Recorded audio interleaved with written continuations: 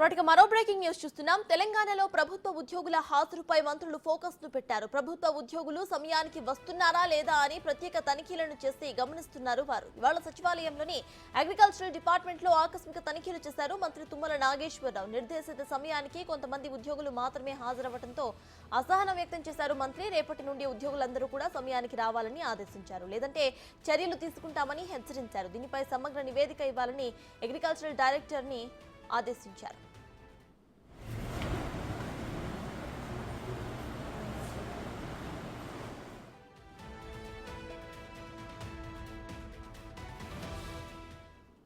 తెలంగాణలో ప్రభుత్వ ఉద్యోగుల హాజరుపై మంత్రులు ఫోకస్ పెట్టారు. ప్రభుత్వ ఉద్యోగులు సమయానికి వస్తున్నారా లేదా అని ప్రత్యేక తనిఖీలను చేసి గమనిస్తున్నారు. ఇవాళ సచివాలయంలోని అగ్రికల్చరల్ డిపార్ట్మెంట్ లో ఆకస్మిక తనిఖీలు చేశారు మంత్రి తుమ్మల నాగేశ్వరరావు. నిర్దేశిత సమయానికి కొంతమంది ఉద్యోగులు మాత్రమే హాజరవ్వడంతో అసహనం వ్యక్తం చేశారు మంత్రి.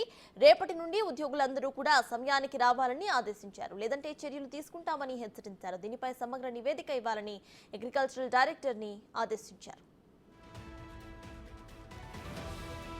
వాటికైతే విషయంపై పూర్తి డీటెయిల్స్ మా ప్రతినిధి సైదులు అందిస్తారు. సైదులు చెప్పండి, ఇటు ప్రభుత్వ ఉద్యోగుల హాజరుపై మంత్రులు ఫోకస్ పెట్టినట్టు తెలుస్తోంది. నిన్న కూడా ఇటువంటి సంఘటన చూస్తాము. ఇక ప్రెసెంట్ అప్డేట్స్ ఏంటి? ఉద్యోగులు లేట్ గా రావడానికి గల కారణాలు ఏంటి?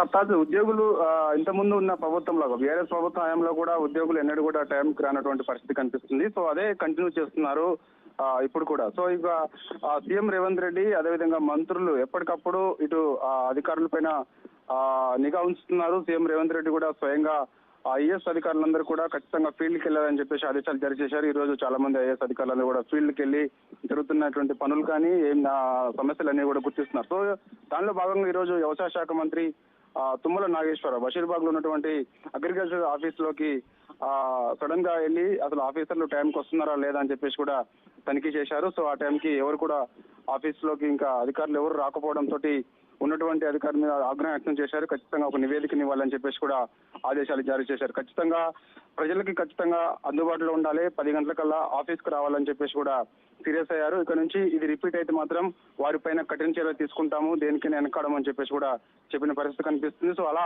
వరుసగా మంత్రులందరూ కూడా ఇటు చూసామన్న సచివాలయంలో కూడా పొంగులేటి శ్రీనివాసరెడ్డి కూడా తన యొక్క ఛాంబర్ లో అధికారులు టైంకి వస్తున్నారా లేదా అని చెప్పేసి కూడా సడన్ గా వెళ్ళి వెంటనే తనిఖీ చేశారు. సో ఈ విధంగా కొంతమంది అధికారులు టైంకి రావడం లేదని చెప్పేసి గుర్తించారు. అలా రాకపోతే మాత్రం అటు నుంచి వెళ్ళిపోండి అని చెప్పేసి కూడా ఆగ్రహం వ్యక్తం చేశారు. రాని వారిపైన ఖచ్చితంగా చర్యలు తీసుకుంటామని చెప్పారు. ప్రజలకు ఖచ్చితంగా అందుబాటులో ఉండాలి. ఇప్పుడు ఇంతకుముందున్న ప్రభుత్వంలా కాదు, ఇప్పుడు ప్రజా ప్రభుత్వం ఎప్పుడు ఏదైనా సరే ప్రజలకు అందుబాటులో ఉండాలి, ప్రజా సమస్యలు వెంటనే పరిష్కారం చేయాలి.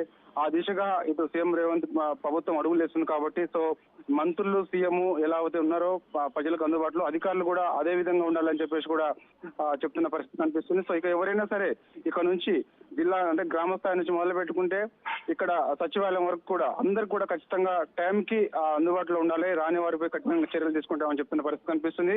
సో ఈ విధంగా మంత్రులందరూ కూడా అనుకోకుండా సడన్ గా వెళ్తున్న సందర్భంలో వెంటనే ఆయా శాఖ పరిధిలో ఉన్నటువంటి ఆఫీసులకు వెంటనే వెళ్తున్నారు, తనిఖీలు చేస్తున్నారు. దానిలో భాగంగా ఈ రోజు కూడా వ్యవసాయ శాఖ మంత్రి తుమ్మల నాగేశ్వరరావు కూడా బషీర్బాగ్ లో ఉన్నటువంటి అగ్రికల్చర్ ఆఫీసుకి వెళ్ళి తనిఖీ చేశారు. తనిఖీ సమయంలో చాలా మంది అధికారులు టైంకి రావలేదని చెప్పేసి కూడా గుర్తించారు.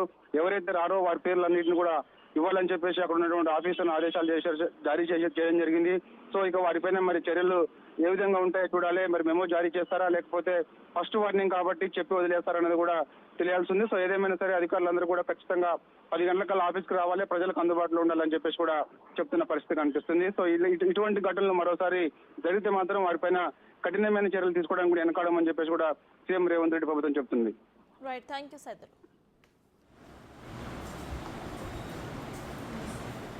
అభినందన